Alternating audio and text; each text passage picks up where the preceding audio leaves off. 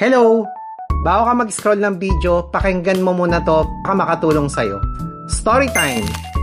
Alam mo ba, ang dami ko nakakausap na mga empleyado na sobrang nagigipit ngayon dahil sa taas ng mga bilihin. Sa panahon natin, hindi nasasapat yun meron kang isang source of income.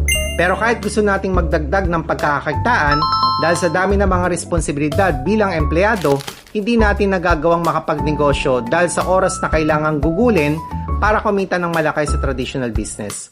Kaya ang best platform na pwede mong gawin ay through online, na kahit maliit lang yung oras, 1 to 2 hours lang per day, pwede kang kumita ng malaki. Pero kung wala namang magandang produkto at walang magtuturo sa'yo, magsisimula ka pa rin sa scratch. Kaya naman may offer ako sa'yo. Pakinggan mo muna tong 17 ways to earn income na kung saan pwede kang kumita in real estate business. May mga free travel incentives pa, car incentives at house and lot na pwede mo makuha ng libre. Huwag kang mahiyang alamin kung paano kumita para mabigyan kita ng slots via Zoom. Hope makasama kita dito sa negosyo. See you! God bless!